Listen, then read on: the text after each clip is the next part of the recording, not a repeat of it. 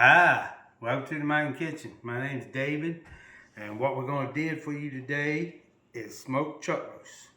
I recommend if you've never smoked a brisket to buy one of these and practice with it. It's a cheaper cut, and it is very good and tender meat. We're going to be rubbing this with our brisket rub you can find on the blog. We have it trussed because as the meat renders, they do tend to fall apart. There's not a lot of muscle tissue in here to hold it together.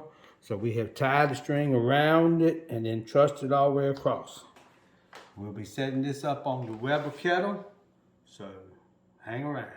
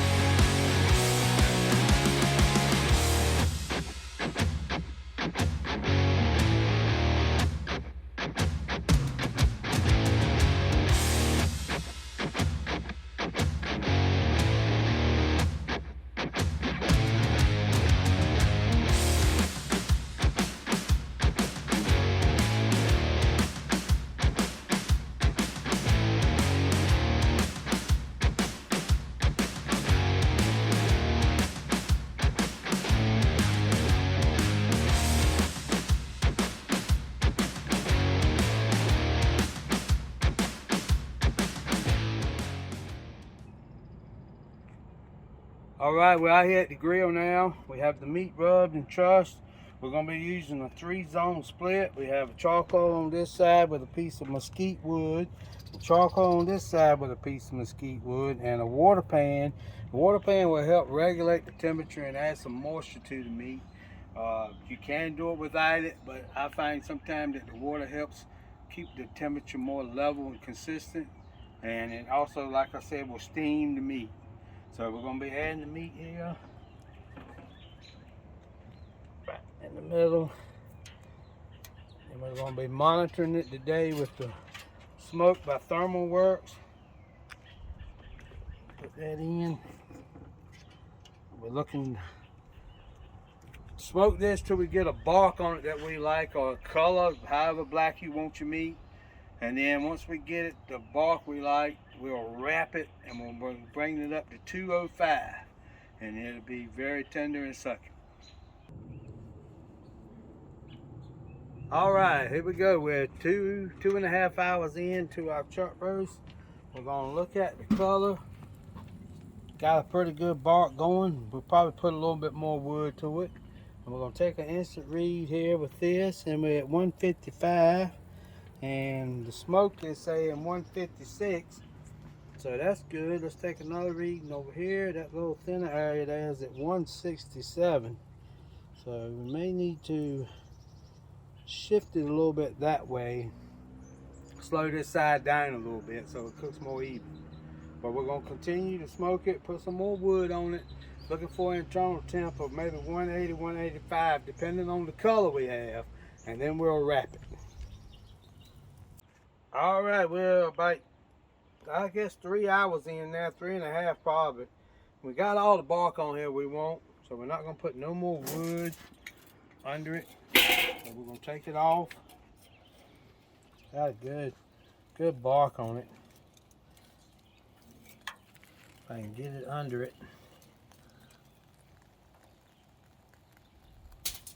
Put it in this tin foil and we're gonna wrap it up. Then we're going to put it back on the grill, get the temperature of the grill up to about 350. Get the internal temperature up of the meat to at least 200, 205. It should be nice and tender and slice up very nice for some sandwiches or just as a good main meal. Alright, so we have removed the meat and wrapped it, and we've set the grill up for indirect heat or a dual zone, and this is how we did it.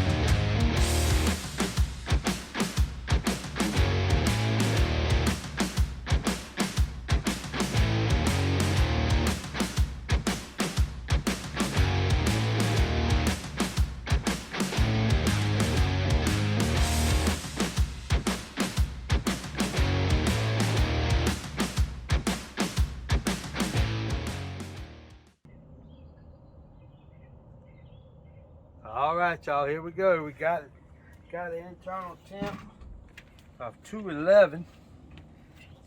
Take it off, put it in this drip pan, put a lid on it, and let it rest for 20.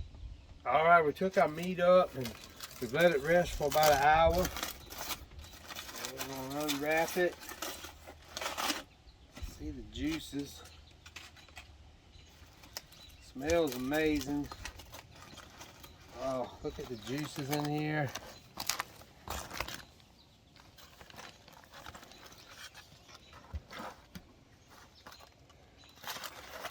Very juicy. It smells incredible. Let's see if we can get a piece of it off there. Oh, look at it. It's really tender. Watch out for the string. Look, it's just falling apart.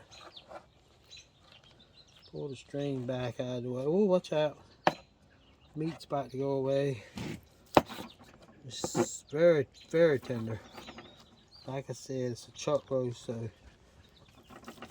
Oh, look at the bark on it.